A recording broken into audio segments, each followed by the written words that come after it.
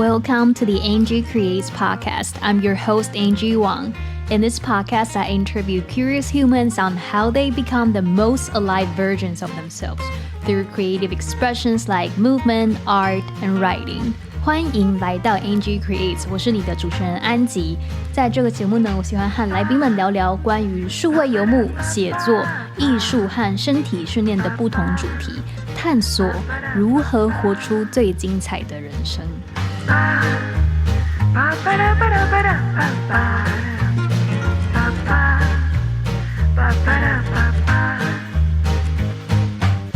My guest today is Kelly Davis. Kelly is from the US and is currently based in Lisbon, Portugal. Before Lisbon, she spent the last 10 years in Asia, especially in South Korea and Taiwan. Kelly is an independent learning coach, edtech, educational technology consultant, and previous co-founder of an online self-directed edtech startup, Kubrio. She now works with creators and companies on education strategy, instructional course design, and project management. She also works with students and families from around the world. In addition to this, she writes 2 newsletters on Substack, Walking in Lisbon and Kelly's newsletter. It's very fun. You guys should subscribe to them. She also hosts a morning walking group in Lisbon. I've known Kelly for over a year. As a Taiwanese who also later became a nomad, I've always been very curious about how she found her love in education, how she ended up in Taiwan, and made decisions on her expat and nomad life. So today, I'm very excited to have this chance to talk about her life stories. Welcome to the show, Kelly. Thanks, Angie. So good to connect. Okay, this is so good to see you. Very formal introduction, but we've actually chatted every 2 weeks and it's super casual, so I'm actually feeling a little bit nervous now. Okay, deep breath, Angie. You're fine. Okay, so just for the listeners. Why don't we start with your nomad life? Could you tell me about the time when you first left the US? What were you thinking at that time? Like, do you think you would just leave for a little bit, or do you know it's gonna be a long trip away from home? Yeah, good question. I think what really gave me like the drop in this travel bug is when I first visited my cousin who was studying abroad. I was in my second year of college and I got the opportunity to go to Europe. I went for 2 weeks and I visited her in Ireland and then went to a few other places. And it was like so eye-opening that she could experience university outside of America with international students just for a few months. And I thought, wait, I want to study abroad. So I went back home. I went to my next year of college. And then the next year I went to I did an internship at the study abroad office where I met all these international students. And I planned out how I would graduate college with my last semester abroad. And so I figured out, this plan while I was doing the internship. And then I went to Australia for 6 months to do an internship there as well. I did 4 internships in college. So it was all about getting that experience and getting credits to work as well. And then after I was in Australia, I stayed for another 6 months. So I didn't go home after I finished college and I just stayed there and worked and found out about teaching in Korea, and that kind of continued on, and that's how I taught in Korea afterwards. You say you mentioned the word travel bug, and I found it very interesting because a lot of people they went abroad and then they're like, oh, this is fun, but stay in the States is better. So what in that, if you can still recall, what in that experience make you feel I want to do the same thing too? Yeah, I think I realized that when I was in college, it was such a small place and I didn't really have much experience different than when I was in high school. I went to a college just, a few hours away. It was in the middle of Pennsylvania where Amish people lived. There were lots of cows and horses and buggies. Like it was, I never lived in the city. I had never left the US at that point. So it was really eye-opening in that way. And more so that she was, learning with people that were learning the same thing that were all different than her, right? So her roommate was from France and Switzerland, and they were all bringing together their different cultures of food and drink and kind of having little celebrations like that just felt like, a normal college life. And to me, it was like, wow, this could be normal, if you leave the US and figure out how to study abroad. Uh-huh. I think it's so similar to me. You stayed in Taiwan for a long time before, which we will touch on later. Taiwan is such a homogeneous society. So the first time I studied in the States, I was blown away. I was living in the international dorm, so I was blown away by how many different accents, skin colors, like cultures, different jokes people play around, food people eat, and that just give me so. I feel like the possibility of life is opening. I don't have to be staying as the same personality, but that also gave me a lot of culture shock, and I had a hard time adapting to life in Taiwan. When you first study abroad in Australia and work there for a little bit, do you find a counterculture shock when you come back to the States? Yeah, definitely. I think that was also one of the weirdest things, like that no one really tells you about. It was not really talked about, especially like when that happened as well. And I had no idea that would have happened. I came home and kind of got, I would say, a little bit less patient. I'm normally an impatient person, but like more impatient with things that, like you said, like there were jokes about Americans. Like, for example, like I didn't know Americans were considered loud people until I moved to Australia. And then I was like, oh no, I don't want to be one of those like loud American students. I'll go over there and hang out with the international students instead of the group of American students. And I tried to kind of counteract that. And so that kind of became like, okay, I don't want to be the loud American. That's not what I want to be. That's not what I want to be known as. And I don't think Americans should go out there being loud either. Uh-huh. So how long before you go abroad again? I was home for like 4 or 5 months. Then I figured out how to teach in Korea. Oh no, then I went backpacking in Southeast Asia because I took a job in Taiwan first, and then I canceled the contract because at that point, teaching English was a little bit, uncertain. Like, I'm going to fly across the world on this contract that might not even be legit. So I kind of scrapped that idea. I didn't have a good instinct about what I was signing up for. And I decided I would go to backpack in Southeast Asia before I moved to Asia. And I went there for 6 months and backpacked all around. And I decided, yes, I want to come back and live here and teach here. Then I went home for another 6 months. So I was always kind of out and then back in for 6 months, where I would come home and try to maybe integrate again, but really having a plan to leave was Mm-hmm. really the goal. Mm-hmm. You first arrived in Asia for a longer term in South Korea as an English teacher, right? And you wrote before Yes, that yes. I had always wanted to be a teacher when you grew up. I found this very interesting. I think being a teacher is, if you ask a kid, what do you want in the future? They will either say, in Taiwan, they'll either say, I want to be a president, or I want to be a teacher or a police, because like that's the way you hold authority, right? But rarely do people grow up and still want to stay in education. So I'm curious, what about education that inspire you and want to be a teacher? Yeah, I would say that definitely has changed. It's not normal. I don't, I don't work with young students right now, Mm-hmm. but I think if you have good teachers in your life or good people in your life, you aspire to be like them. So when I was young, I had a lot of family friends, and my cousin and my aunt was a nurse and a school nurse, and everyone was kind of in education in some part, it felt like.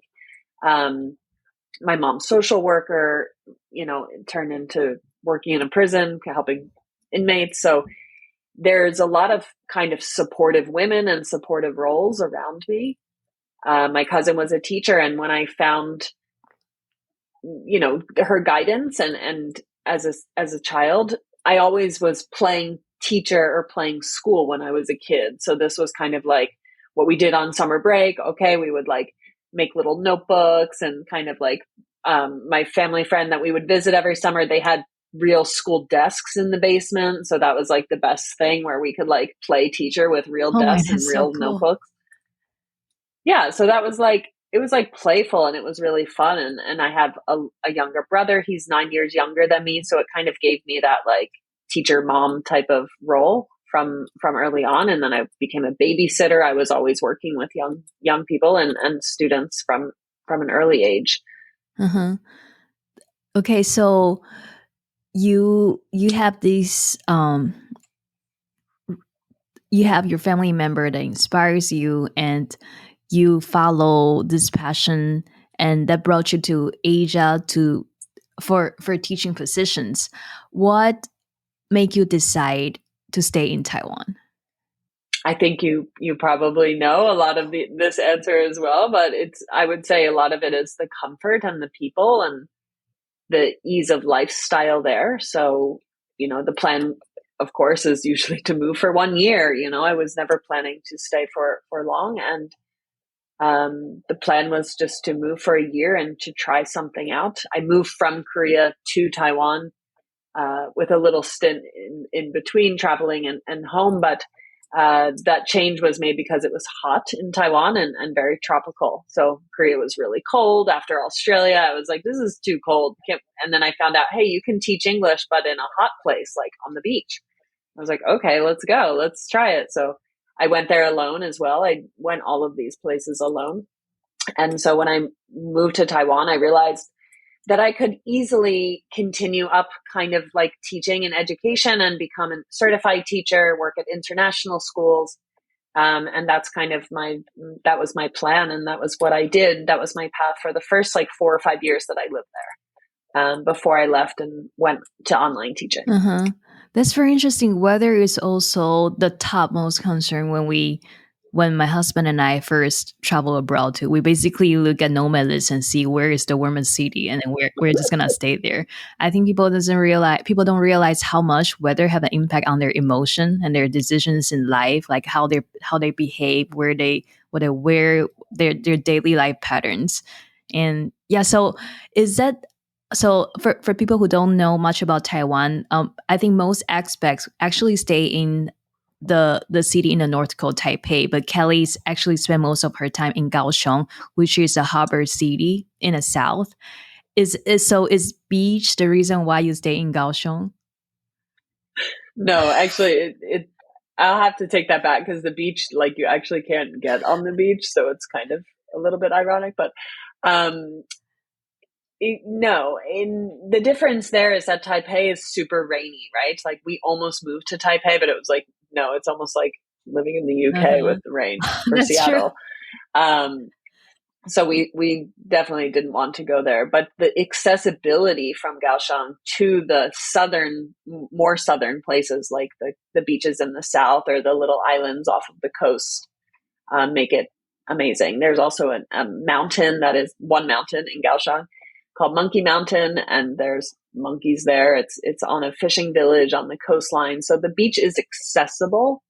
But like you said, living in a hot place makes just for a healthier lifestyle. Mm-hmm. I find it makes for more life outdoors, having summer year round really makes it for a different type of lifestyle that I didn't grow up like that, right? In Pennsylvania, where I'm from, there are 4 distinct seasons and it gets really cold. And yeah, Uh-huh. so I enjoyed that outside life a lot. Nice. So when in Kaohsiung, you spend a lot of time teaching both in schools and also as a tutor. I remember you wrote this article about how you were trying to hustle the whole day and feel drained at the end of the day. Then you start to think about the possibility of finding something that is maybe teaching related, but you don't know what it is. And later, with serendipity, you co-founded your previous company, Kubrio. Could you tell us about the story? Sure. Yeah. I think it's from a lot of experience, like I said, doing internships and just kind of learning a lot about things I want to do for now and things that I don't want to do. So while I was in teaching and, climbing my way, like I say, up the apple tree, kind of figuring out how I can get to the international schools and then get to the tier one international schools, and then kind of getting a little bit of insight from some friends at those schools with those kind of dream jobs, and thinking, is that really the lifestyle that I want? And so I kind of started to question where I was going with education and with classroom teaching. And I left the classroom in 2018. This was before COVID. And I met my co-founder online because I was doing a series of kind of like yes man, like, okay, yeah, I'll take that online job. And I worked for every Chinese English teaching VIP kid type, and VIP kid company that exists at the time. So this kind of led to me working with a startup in Taipei remotely. And it was kind of my first remote job where they were asking me to build curriculum. And I was really passionate about helping online students learn about digital citizenship. So learning about how to use the internet safely. And I started building curriculum with them. And then I met my co-founder, and we started with an online summit. So we were doing research because I had never explored this market of homeschooling, which is now unschooling, world schooling, alternative education space. So we interviewed people from around the world and kind of opened up the idea and resources about what people needed at that time. So this was, again, right before COVID in 2019, and opened it up with a book club. So the school started with a book club right after that summit, and we invited students to choose the book, choose what they want to learn. And we added a few clubs where we had coding, science, and math. And we ran these few programs for 6 months and just kept testing what students wanted more of. And so the program developed into, at one point, the students could access 35 clubs a week in 24 hours around the clock from all time zones. And we had over 300 students. And it really developed into a self-directed space where the students could fill up their schedules based on the things that they wanted to learn. Mm-hmm. And that was pre-COVID when you started. Yeah. So after COVID hit, then we opened up and it started to grow. Nice. Yeah. You're probably, when everyone's trying online education, you're probably like, we've been doing this for quite a long time. Yeah, we've been here. But the hard thing was transitioning from traditional learning to self-directed learning, because we weren't going to change that part. Okay, so for people like me who kind of know the word self-directed but doesn't really quite sure what self-directed learning, could you explain what it is? Mm-hmm. Mm-hmm. Yes, sure. And it's been a while, so thank you. I would say, and this is now me stepping outside of that, right? So I'm no longer affiliated with Kubrio. I have left. I'm no longer co-founder. So self-directed is another type of box of an education boundary, right? So you have, let's say to the Americans, we have the American system, Common Core. These are the things you need to do to get out of school and graduate.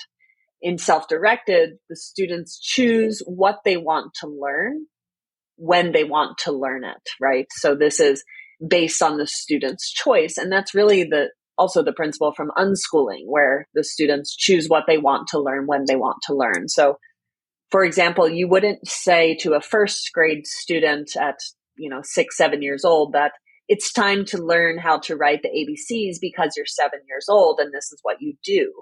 You wait for the child to be interested, to choose the things that they want to learn. And when we really unbundle it, children are inherently curious and learning from the beginning, right? So your daughter is going to learn how to crawl. She's going to do that because she needs to get to something, right? This is her instinct that it's going to guide her. And so when do we lose that instinct to learn and that desire to learn?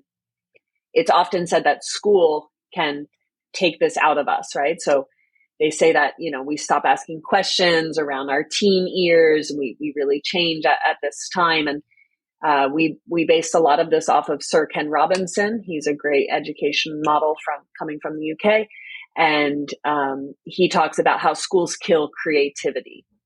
And so self-directed really enables the students to choose the things they want to learn and to design their design their lives basically as they want, to use their own freedom. So there is no boundary of, this 8-hour day should be spent like this. They have freedom to choose. And in its truest form, the students have the autonomy to do that. Nice. Especially in education system like Taiwan, it's not 8-hour day, it's maybe a 16-hour day where you're forced to stay in a tiny tiny chair, tiny table, and just not only learn what the curriculum give you, but learn specifically for what a test want from you. And so like, I remember in the citizenship course, like how to be a good citizen course, there will be question like what defines a good family? Does the family provide A, happiness, B, stability, C, nourishment, and just like, and out of these very similar choices, you got to remember that one specific choice. And I I think it's very interesting when now we're all in a creator world. Sometimes we're asking other creators, when do you find your creativity? And they're like, oh, I was very creative when I was a kid, but then I was forced to choose a major in college and that killed my creativity or stuff like that. But me growing up in Taiwan, I never remember I have any creativity growing up. I was never given a choice. I was just following the path. I'm very good at following the path. But that's another story. So you left Taiwan when you were building Kubrio. What and that at that time you already stayed in Taiwan for eight years? 7 or 8 years? Almost 7. Yeah. What Yeah. what made you decided to leave Taiwan? Before I answer that, actually, I want to talk about the creativity thing for Sure. a second, because when we look at like the differences between education between the East and the West, I think that's a perfect example. And like one small anecdote, like if you go to a classroom, like a first grade classroom in Taiwan, and you give students a blank sheet of paper and tell them to draw something, they will say, what do you want me to draw? And you say, just draw something. It's really hard on a white piece of paper. And even for writers, right? We hear this as writers, like, don't write for a blank page. But if you're given a pencil and you're 7 and you're unsure what to draw because the teacher hasn't said it, it was a practice that many of us did. And it was always, in this way, trying to help kids think beyond what the instructions are. But unfortunately, that's a lot of what the requirements, that's what the school, the curricula, the boxes you have to check, this is what's required of a teacher, essentially, to do a good job.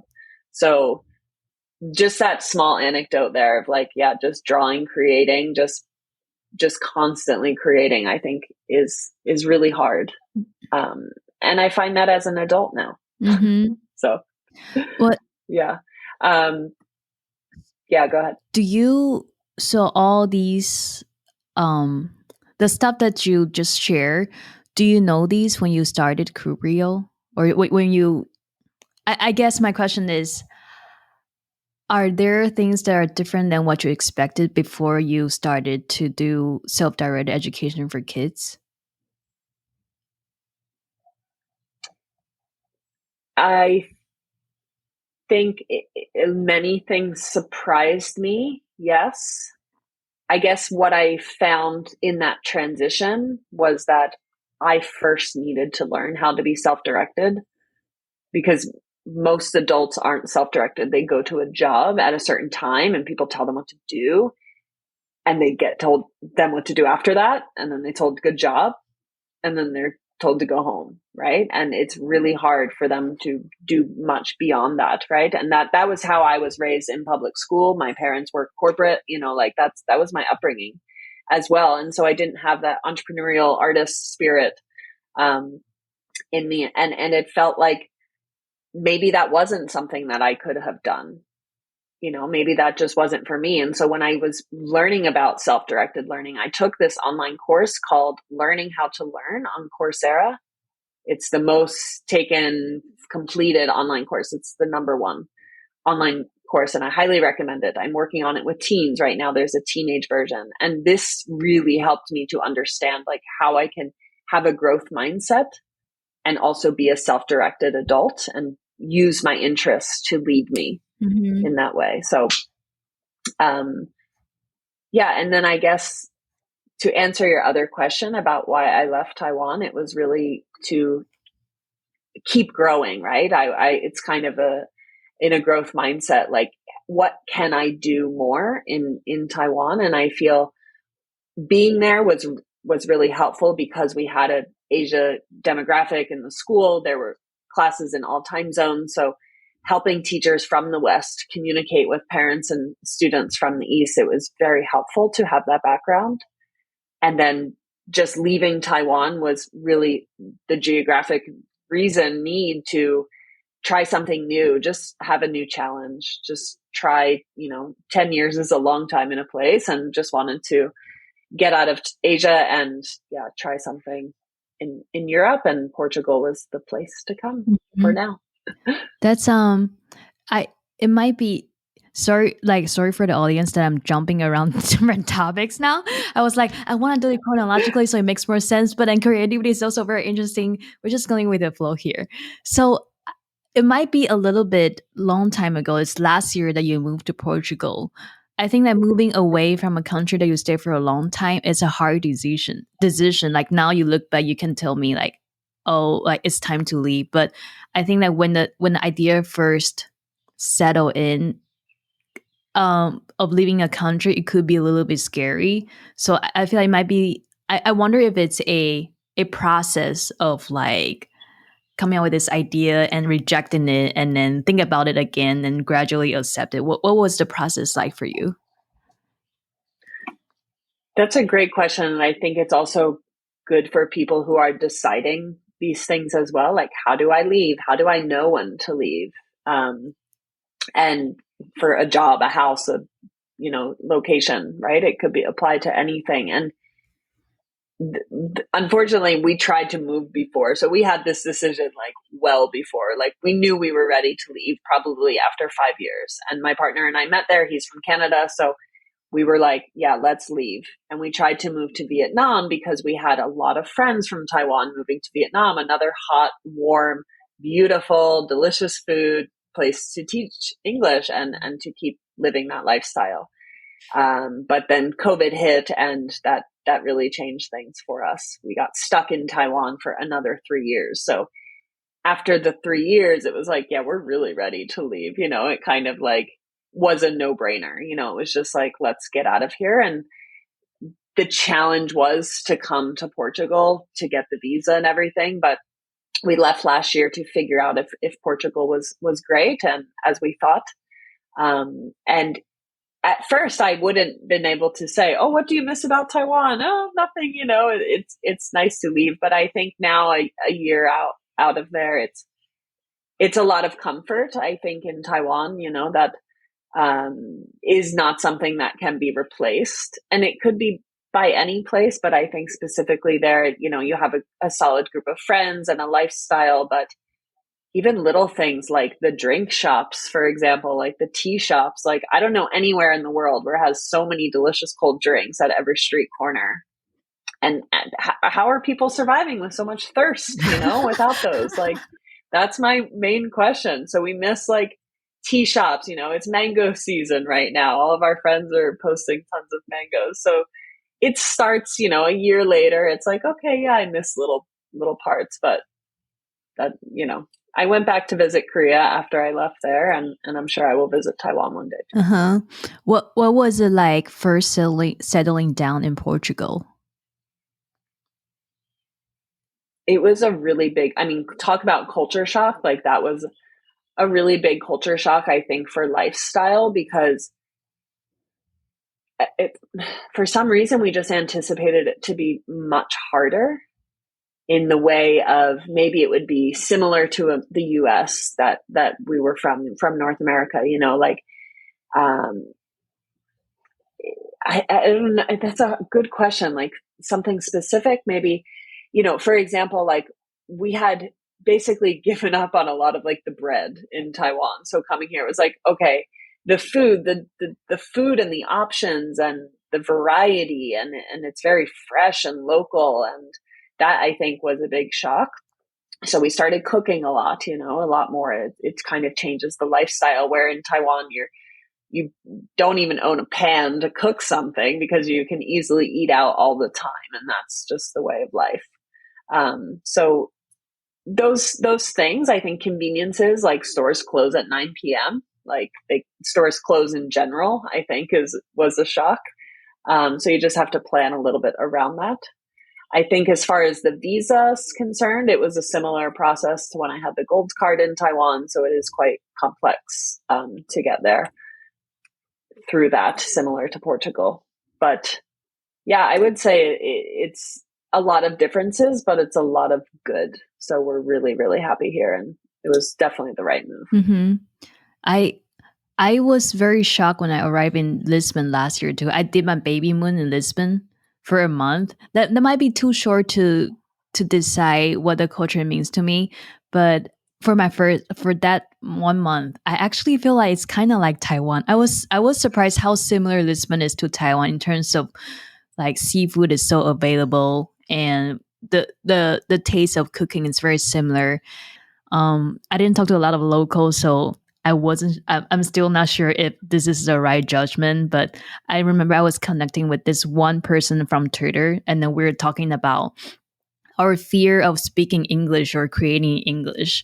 And then he said he just, for audiences, my episode with João Mateus, he said that when he switched from creating Portugal to creating English, he didn't tell any of the Portuguese friend because he knows that the Portuguese friends would judge him. Like, oh, who do you think you are? You think you're better just because you write in English?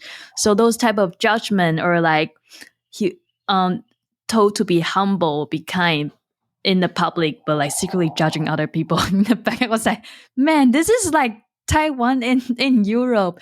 And also the funny thing is in Taiwan actually has another Portuguese name Formosa. And I remember I went visiting is it Porto? Yeah, the city Porto, and I was living on a street called Formosa. I was like, okay, I'm having deja vu right now. I have no clue what's going on. I feel like I'm actually in Taiwan, but not in Taiwan. That is so funny. Yeah, I was going to have lunch at a place called Formosa last week, but it was closed because of the holiday. But yeah, I mean, there's so many weird, historic connections that I wasn't aware of when we chose Portugal, of course. But we see that a lot too. And I joked that Taiwan is no, sorry, Portugal is the Taiwan of Europe. And people said, what do you mean? And I said, well, it's kind of the same shape a little bit. It's warm. It's, comparable to the other side. It has like a similar like a lower cost of living.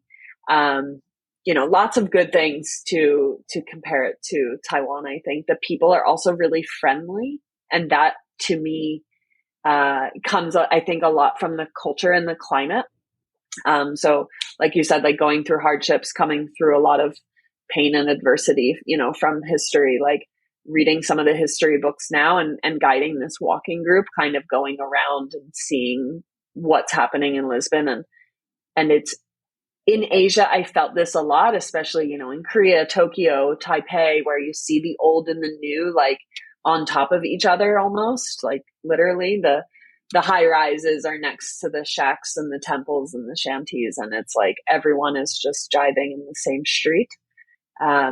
That's also in Lisbon and in Portugal. And I think recently they're having quite of a housing crisis and some of the wage problems as well. And hopefully in Taiwan, they would see a change and an uprise from that as well. It's a lot of things to learn, a lot of culture to learn, but I love it so far. Mm-hmm.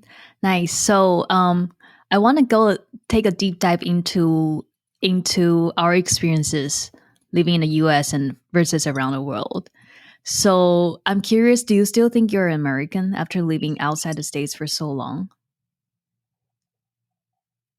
Well, it's very interesting. My parents are leaving my home today, like our childhood home, and I'm now a Florida resident, I guess, as of last year. Um, and there are parts of me that still feel American. Like that's my connection to my family. My family is in America, and they're American. Um, but the association that I feel, I think it gets further away. Um, in terms of, connecting with groups of Americans in places like Portugal or Taiwan. Are we relating more to each other outside or the people inside? And I think in an international community, that's where I see myself most, is people who have experiences in many different places. So it becomes less about, hey, where are you from? Mm-hmm. And more about, hey, what are you interested in? And, Mm-hmm. let's have a coffee and just chat about things that are important to us. I I resonated with that so much. I remember when I first studied in the States. When I was in Taiwan, I never thought about myself as a Taiwanese because I mean I'm like fish in the water. I just like this is who I am. Like why do I have to defend myself if I'm Taiwanese or not? Because everyone else next to me is Taiwanese. But then when I'm in the States, I first time realized, holy shit, like I actually am from Taiwan. I'm Taiwanese. And I started to have this identity crisis. Like, who am I? Like that my Taiwanese identity is over my Yusho Wang identity and my female identity, blah blah blah. It's just like a lot of shocks. And going back to Taiwan, I after first study in the States. By the way, I went to a very party school, ASU. And so that was like the extreme Mm-hmm. culture away from Taiwan. And so going back to Taiwan, I was like, I don't feel like I'm Taiwanese anymore. I wanted to dress more like Americans and I wanted to hug people. I wanted to like when I smile, I want to have my teeth out. That's like the typical American smile. I want to show that I'm different than who I was before. And I think I went through a time where I reject of being a Taiwanese. And then going back to the States to study grad school again. And then work for a little bit and went back to Taiwan to work. And now moving back to the States again.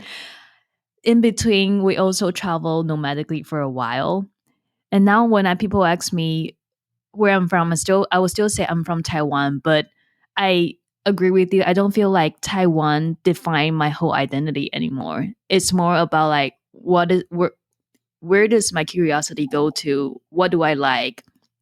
Who am I really am? And I really love the fact of being a nomad or being an expat in other country, especially being a nomad where you have this very fluid identity. You're constantly changing the conception of who you are, what you should behave, what you should conform to. It gives you such a huge freedom of redefining and unlearning who you are over and over again.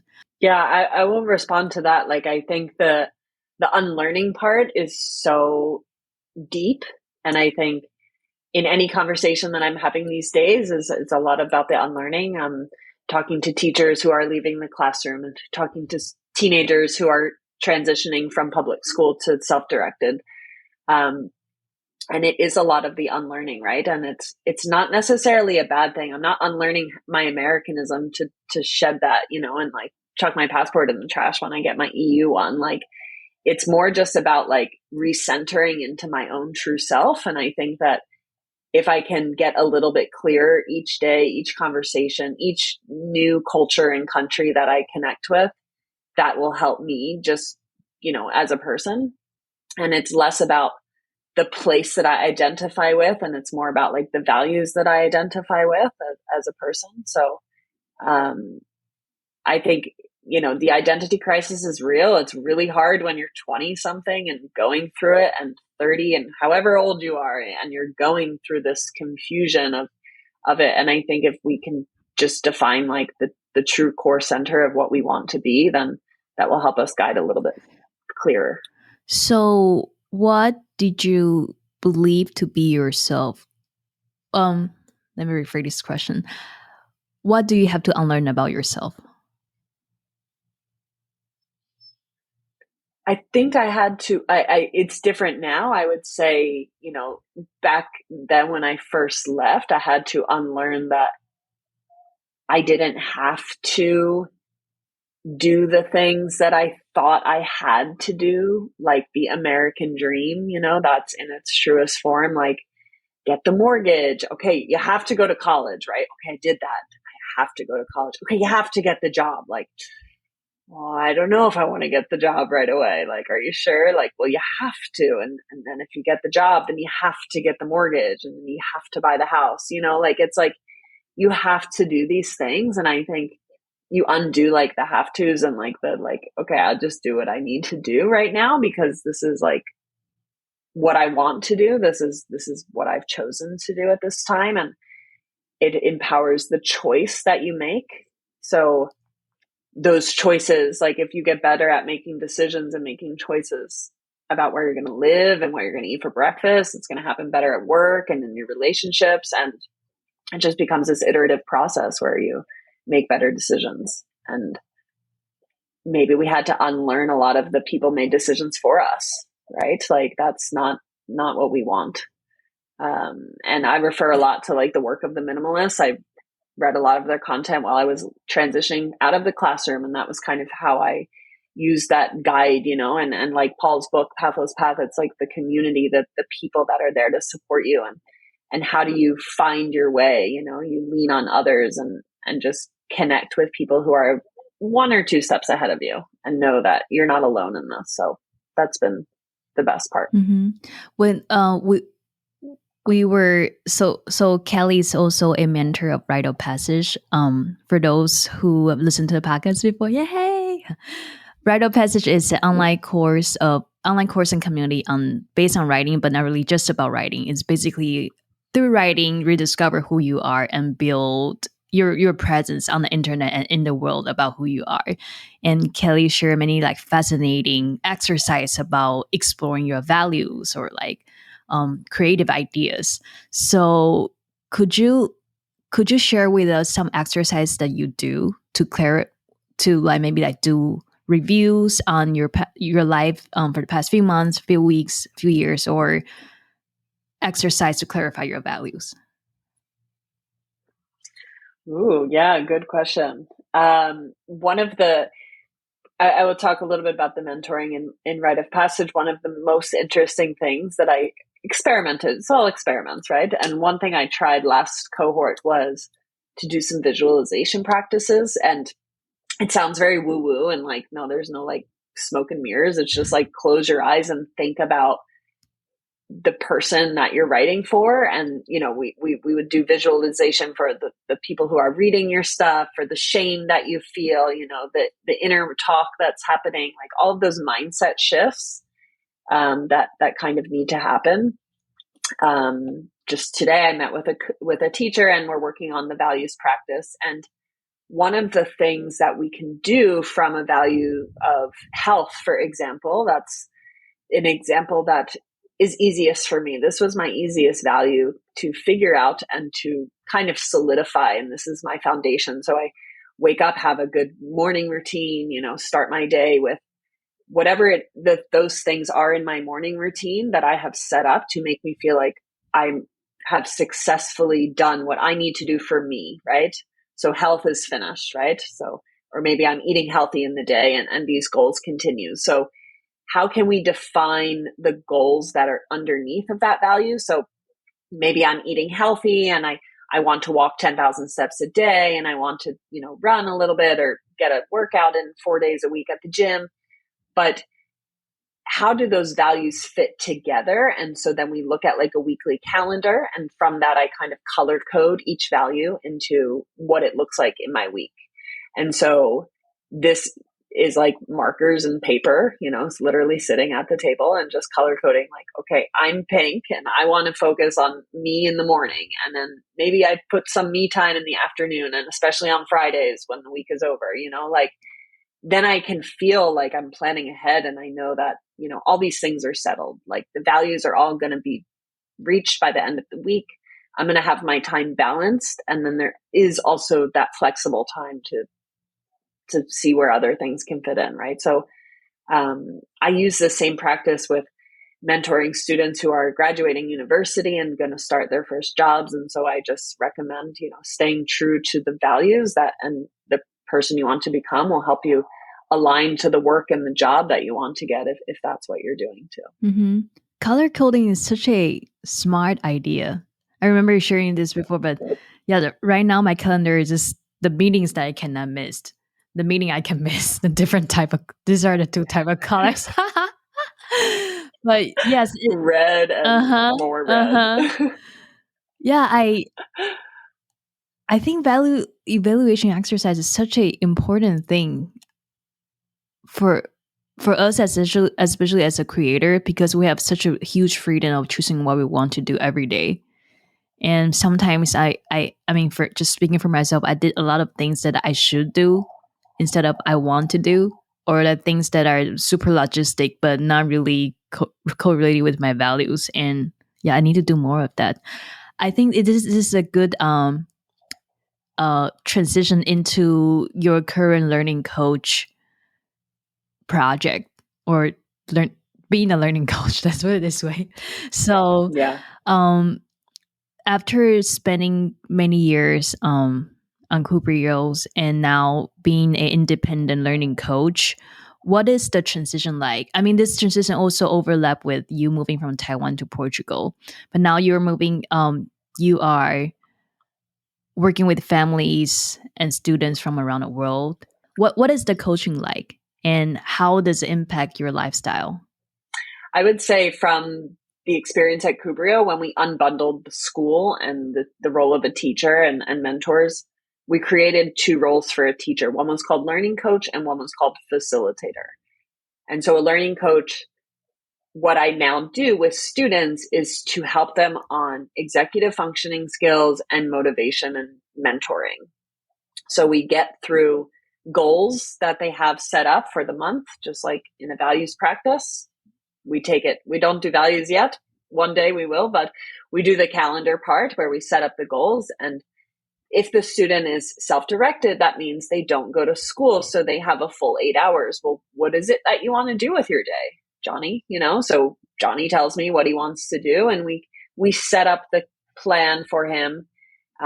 He goes on his week and he does the things, and we meet on Friday and we talk about what worked and what didn't work and how realistic that goal was and what do we need to change for next week. And then gradually we add a second goal, right? So the student that I just started with, we're on goal 2. So he's doing 20 minutes of math or 2 lessons of math and 20 minutes of YouTube research, right? So he's learning how to make a YouTube channel on Skillshare. And so he's taking these projects upon himself to do his own thing. This is in its best self-directed way. I've been with him since he was, since he was 10. We've known each other and he's been on this self-directed journey, but it looks very, very different for students who are leaving public school, right? If I were to do the same learning coach with an adult like you or me, for example, it would be very different because we're not used to that self-directed practice, if depending on,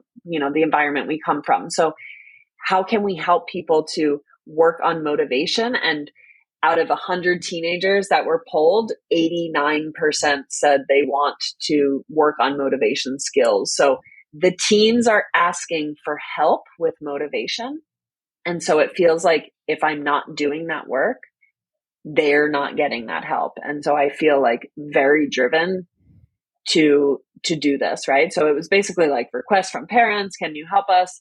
And the Monday, Friday meeting is there to kind of bookend the weeks, but we have asynchronous tech support. And so I've set up recently, I'm very excited about this, but an automated bot where I check in every day and they send me their goals. And so we check in asynchronously.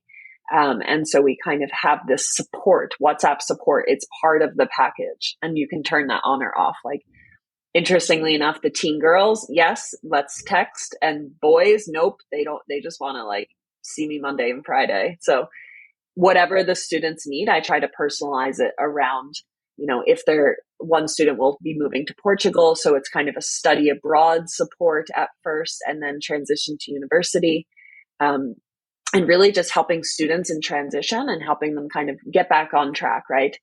And I tell the parents that basically I will take the nagging from you. So let me check in and see, talk about the progress and make those progress points and check-ins, share the summary with the parents, but let the parents go back to doing the fun parenting, hopefully less nagging, right? So it's not, what did you do today? Are you finished that? But more about like, hey, I saw on your calendar, you're working on these goals. We have shared documents and everything is kind of connected. So we work as a team really. And I emphasize this team so that the parents, I'm not on the other side of the screen, right? So how can the parents do the support when I'm not there as well? Mm-hmm.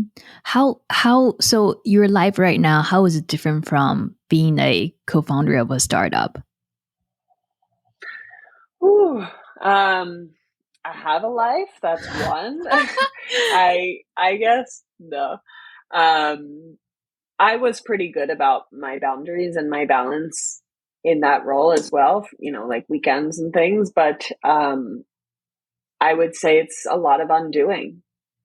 It's been a long 6 months of undoing. And for 4.5 years, I was in that environment with those people, and it was a really good learning experience. But I recognize there's a lot of undoing that needs to happen, and not just from everything, right? So I think that's been a process, and just kind of writing and creating and going through it, and just bringing that support to teens and to kids has been very valuable and rewarding. And then just finding people, creators and companies that I can create with, it's been really rewarding too. What are the undoings that you have done?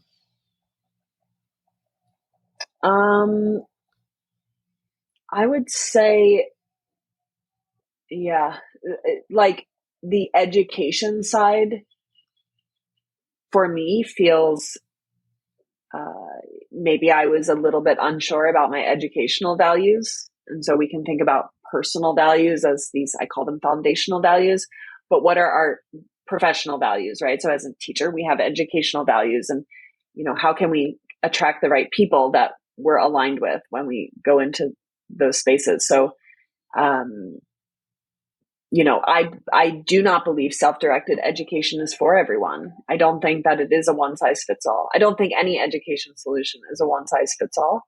And so I really was challenged on that for a long time.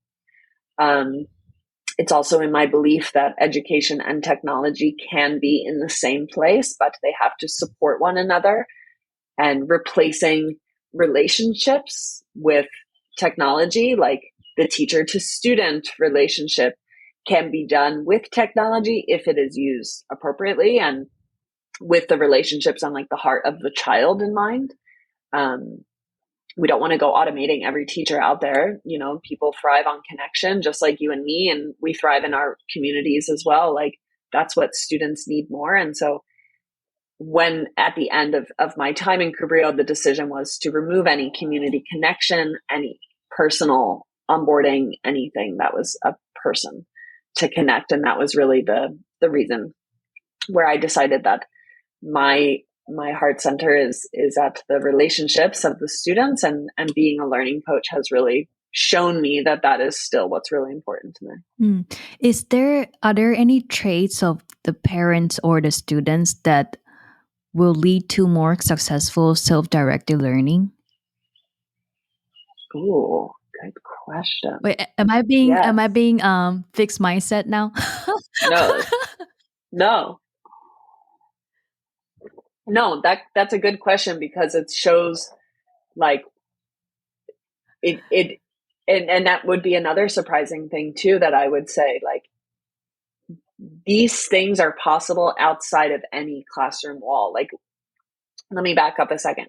Learning happens outside of a classroom, right? So that is a lot of the undoing from school, from our upbringing, that we think that if you want to learn something, you're in a chair in a room, and there's a teacher and there's a book, and, you know, it's very structured and there's this agenda.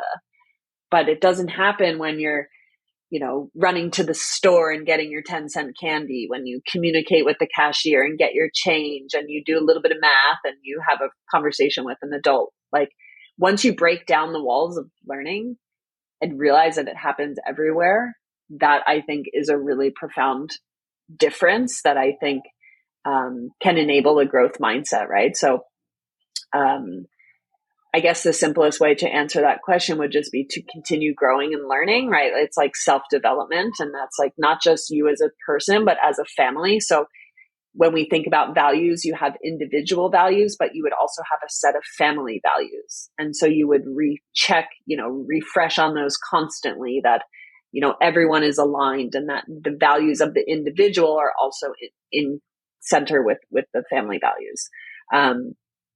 And learning will happen from this self development and this growth period, right? I think in Kubrio, we worked a lot of forward-thinking families. So a lot of families came from Bitcoin and from Twitter, for example, and it was like the demographic of entrepreneurship, right? So I would imagine, on the other side of the screen, that when the students go to class, the parents go to the meeting, and then they have lunch in the kitchen together and they talk about their mornings, because it's like we are entrepreneurs and our days are arranged by our own self-learning and maybe some meetings. And that's how a child's day would be structured as well. So they would go to some classes and they would do some self-directed learning on their own, and maybe hopefully take lots of breaks and go play and work on that health and development in so many ways. So I would just say enabling the lifestyle. And I think that's what you're already doing, but the lifestyle is there to just keep going as you are, and to just keep growing together. Mm-hmm. Man, so my kid is 3 months old, and I felt before she was born, I know like Kelly, Karina, a lot of people who are in Rite of Passage working on untraditional education. I was okay, one day I will have to start learning about what those are. And now I'm in it. I'm in like maybe like parents group, and I hear other parents already sign out their kids for daycare or like preschool. And I think about their college and stuff. And I was like, I'm not sure if I'm 100% sure that I will be very happy if my kid doesn't go the traditional route. But I'm also unsure what would be the success metrics for her anymore, because I don't even know what's the successful metric for me now as an adult. We don't own a house, we don't own a car, we don't have fancy corporate jobs, and we're constantly thinking like, are we living a successful day, or are we living a successful life? Or maybe success is not even the word that we are chasing for now. So if I can't figure out what is a life that is worth living for me, how can I figure out that for my kid? And when my kid is learning about herself and learning about different type of stuff, how do I define success for her? And so in terms of this, like what's your perspective on this? Yeah. This is a great point. I'm glad you brought that up, because in the beginning of Kubrio, we brought in so many families and parents that were in this much, much longer than me, and where I was able to learn from them. And so there are a lot of courses out there to help parents learn how to homeschool their kids, right? That's kind of the general thing. The most asked question, the highest Google search is, what's the curriculum that I'm going to buy, right? So in a traditional way, you would imagine you would take the box set that they do at school, and you sit at the kitchen table and you're the teacher to the child. And, it's kind of in the structured way. But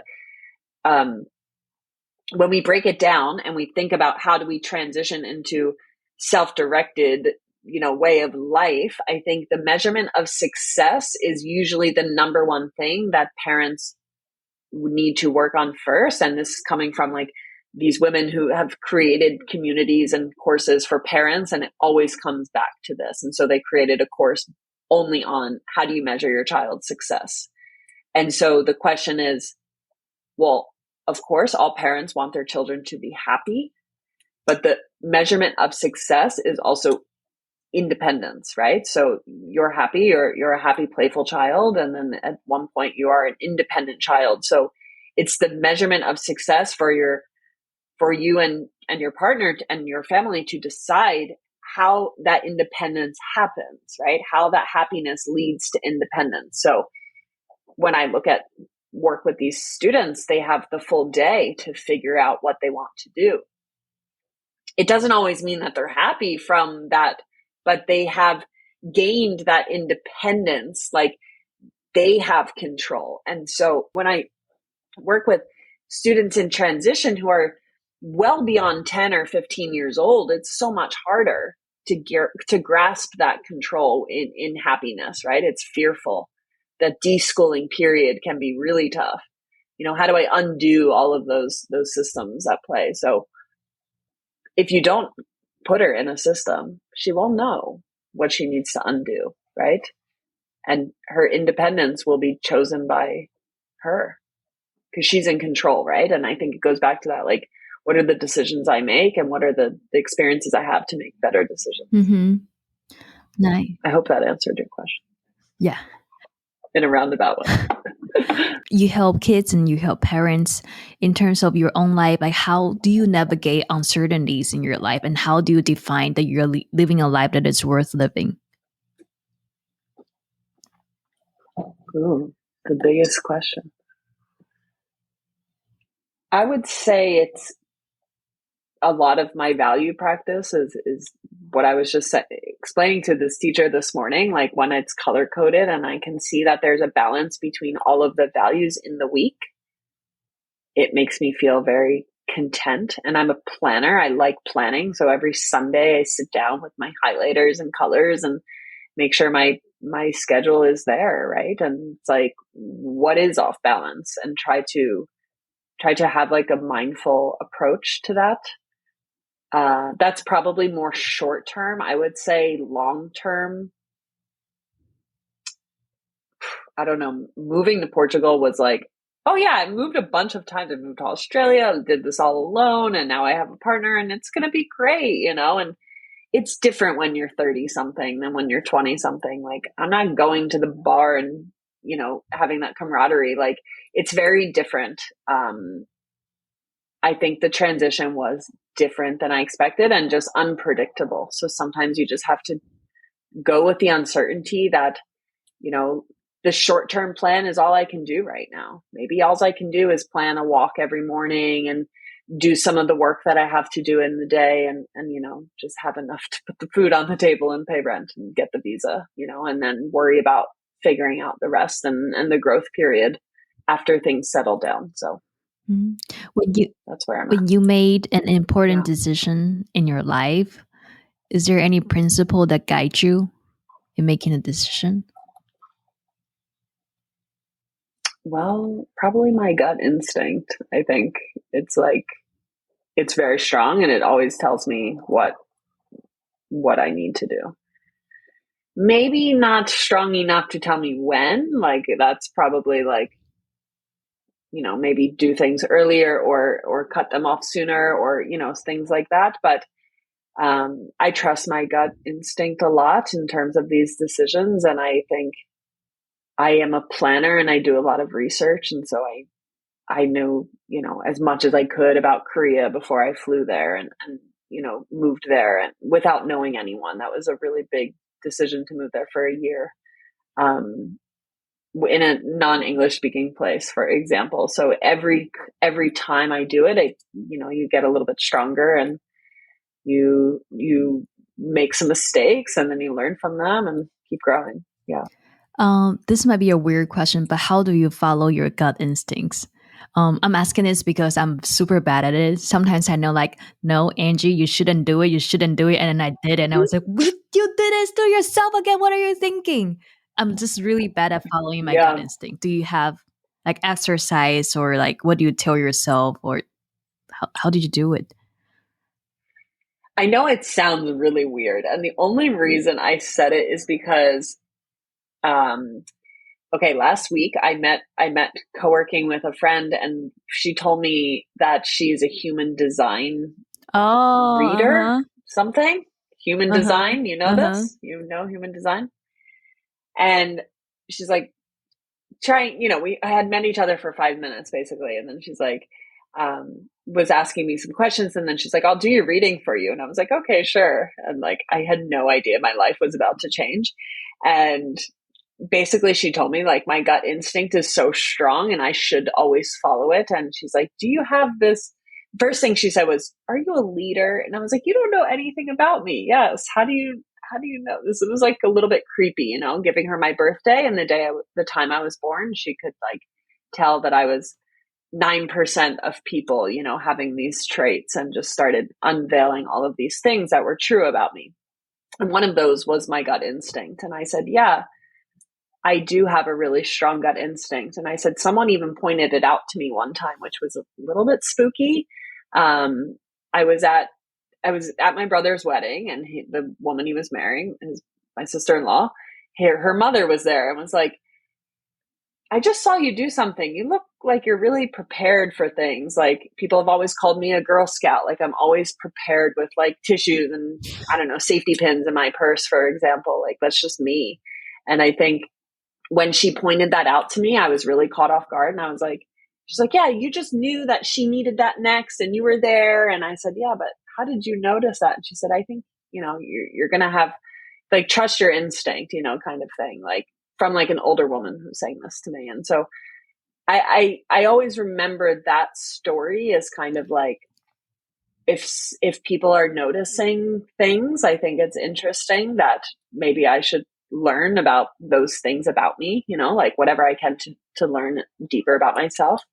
So yeah, it was a really interesting concept. So then when she told me last week, yeah, you have a really strong gut instinct. And I was like, yeah, I do. I'm just going to keep following it.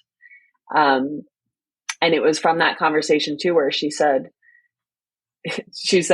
yeah, don't go look for jobs. Just keep doing your own thing. And I was like, okay, I'm done. I will not go on LinkedIn anymore. And I haven't since. Nice. So I thought you'd like that part. Nice. Yeah. It's so interesting.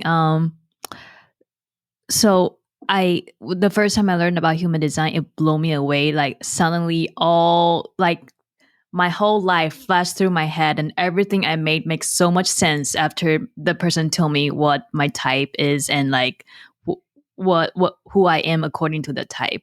And so I told Paul about it, and Paul never believed in stuff like this.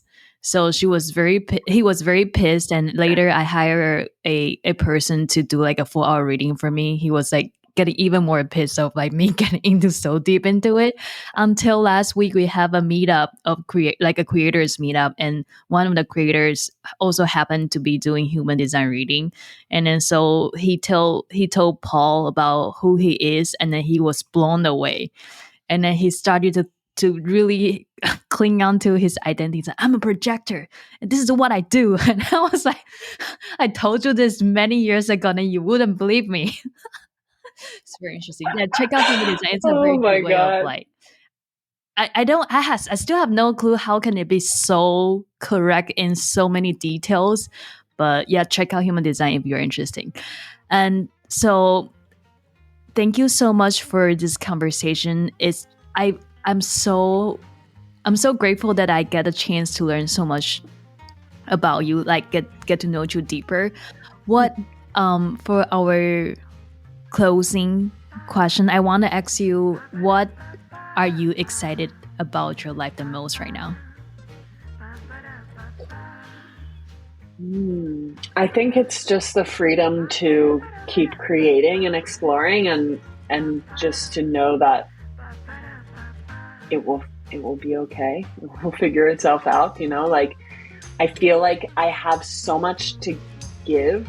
I say this, like, I write this in my journal, like, I have so much love to give, and I just want to help teachers and students and parents, and like make education not like a painful decision for people, because it's painful for teachers, parents, students, like we're all in it, you know? And that's just kind of where I'm at right now. It's just like, how can I help? Nice. You're a person that have a lot of love to give. And so if where can our audience find you?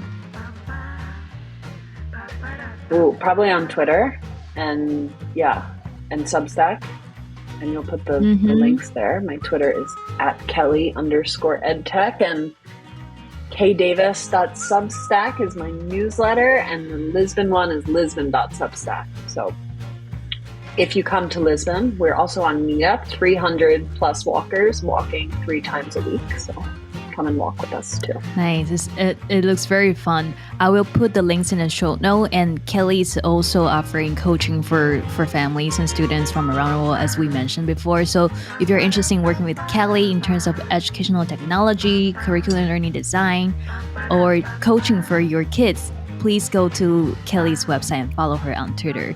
Thank you so much, Kelly. Thanks, Angie. Talk to you soon.